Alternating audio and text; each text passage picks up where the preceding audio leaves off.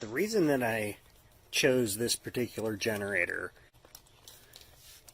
is because that it is a dual fuel generator.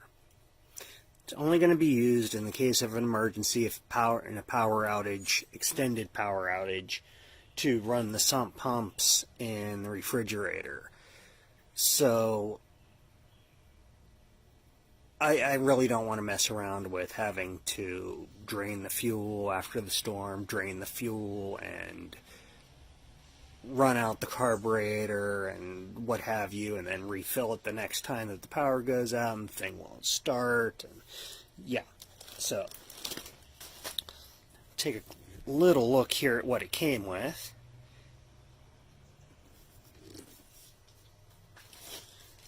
Obviously we got a manual set. Got the little rubber funnel to fill the oil. Get the propane hose and regulator. And a bag of stuff. In here, I'm not going to take all this out, but in here there's the DC charging leads.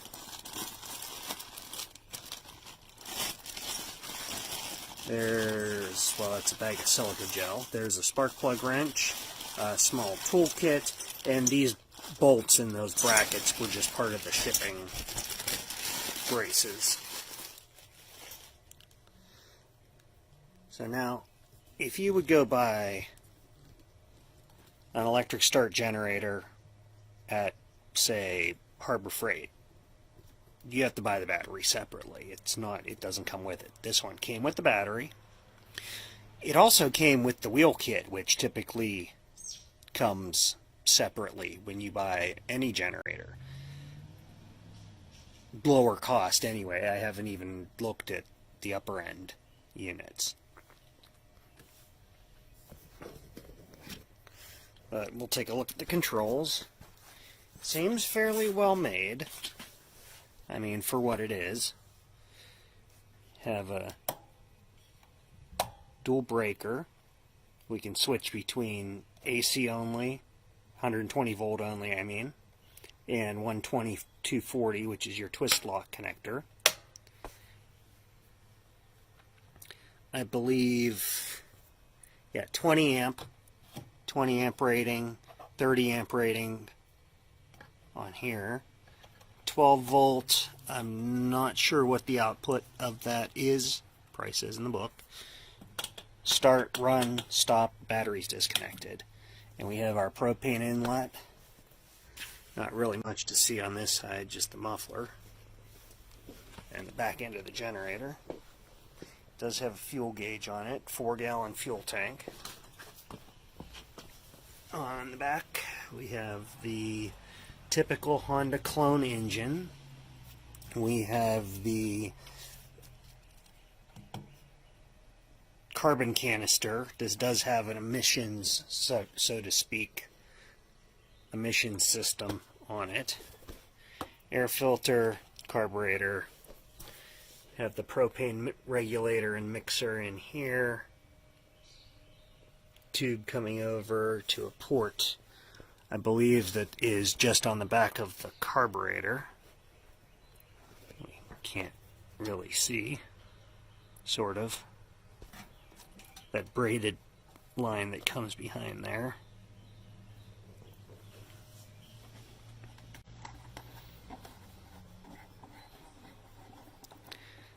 Check the air filter, just make sure nothing's moved in. It's been sitting in the garage over the winter, just make sure nothing's moved into there. That, I would have liked to see a captive screw on that. Some flashing on the plastic. Yeah, that looks good. It's a typical foam air filter that actually has been oiled. There is a light amount of oil on the filter, which is nice. Now, which way was this in there? In there? Yeah, it was in there like that. Couldn't see that little tab. It was behind the frame.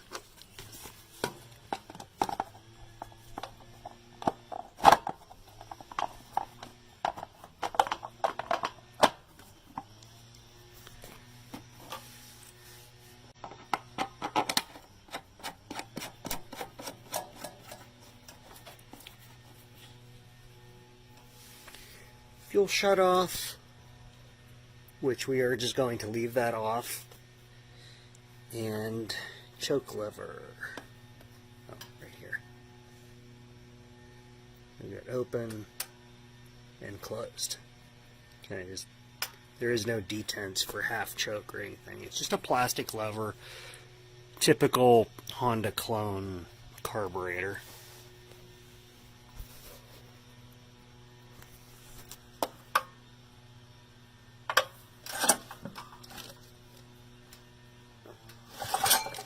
Good compression. What do our tags say here? Qualification, inspector, the date.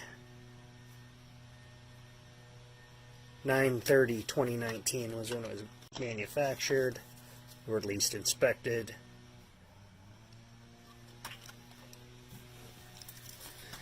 And you've got another E-spec tag on the fuel tank. Your typical warning labels. Don't use it in your living room. Use some common sense. Yeah, I know those are upside down, but... Okay.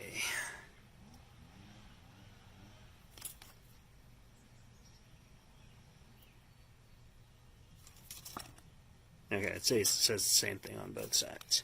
Then we have double-sided tag here. Quick start guide for using gasoline. And quick start guide for using propane.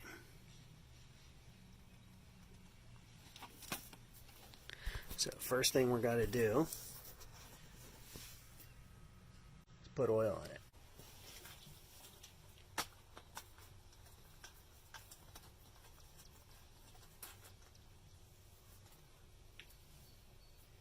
Well, there's oil on there, so that's good. It had oil in it at some point in time.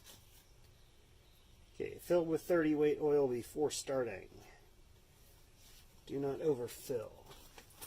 I believe, if I remember correctly, it takes about 20 ounces of oil. Yeah, oil capacity 20 ounces, run time 50% load, 10 hours on gasoline for 10 hours, 12 hours on a 5-gallon tank of propane.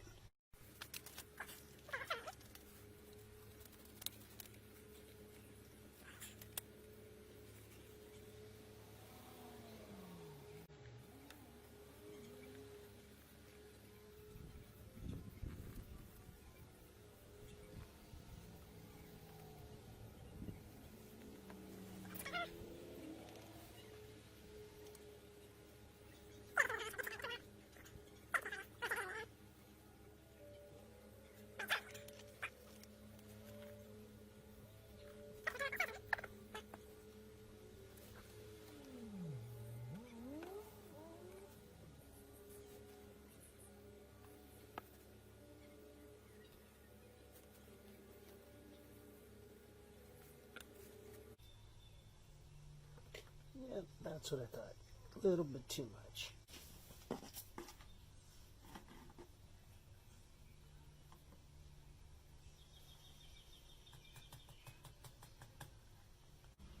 We're still going to be a tad bit high, but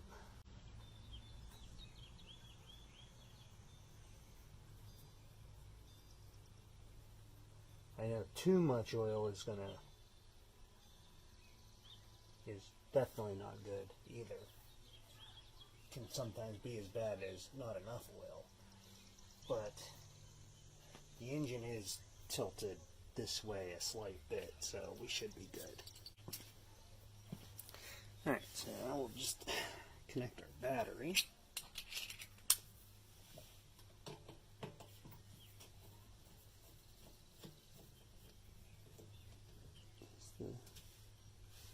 The nut is semi-captive. It's not supposed to be, but it's stuck there a little bit, so see if I can get it in without dropping either down the drain.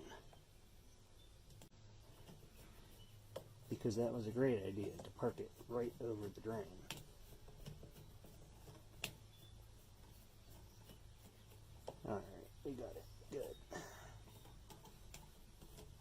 Just make sure the rubber boot is not pinched under the terminal.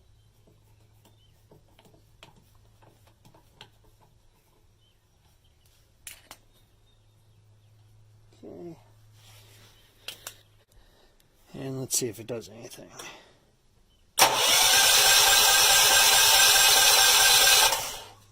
Okay.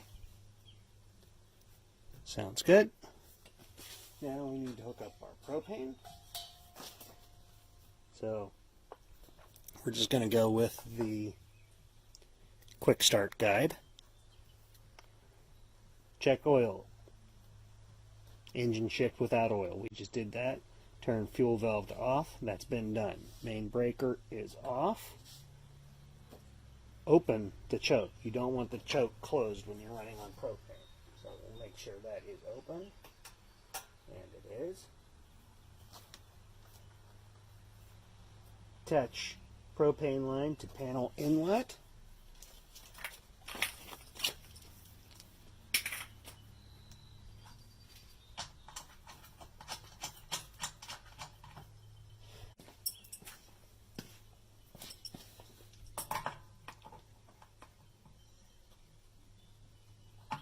Okay. Attach propane line to tank and turn tank on. Start the generator and turn main breaker on. Alright, so the only things I have on hand right now are a small 150 watt halogen work light and a 1500 watt electric heater, but that should at least give us an idea of what we're dealing with. Here goes nothing.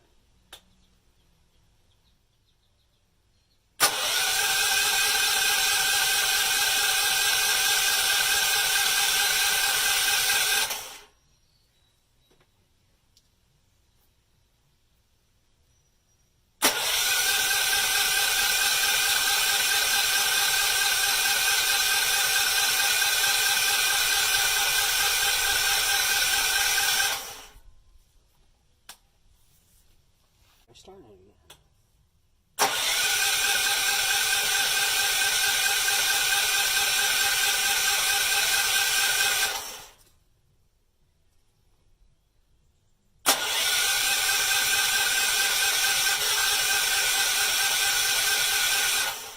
Well, we got a little bit there.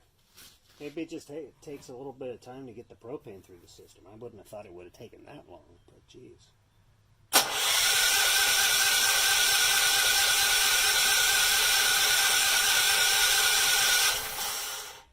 Almost. Let's just try giving it a little bit of choke and see what happens. It says you're not supposed to, but give it about half.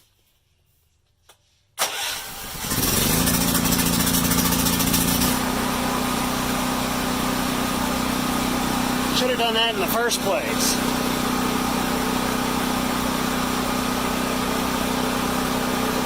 We're reading on the gauge. I'm not sure if you can see that, but the gauge is reading a little bit above 100 volts. Turn our breaker on. That really didn't affect 150 watts, didn't really affect anything on here. Let's turn the heater on, see what, well, you have to plug the heater in first.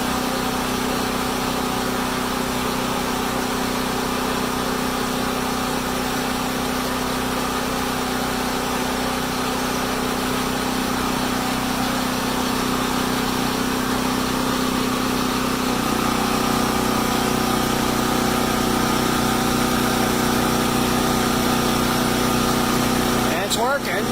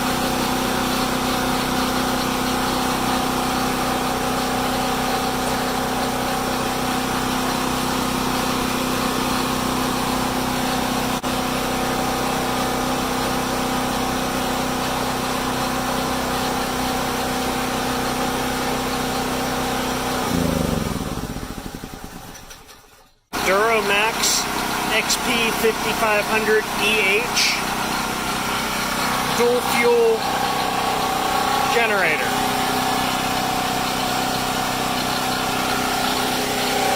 Thanks for watching.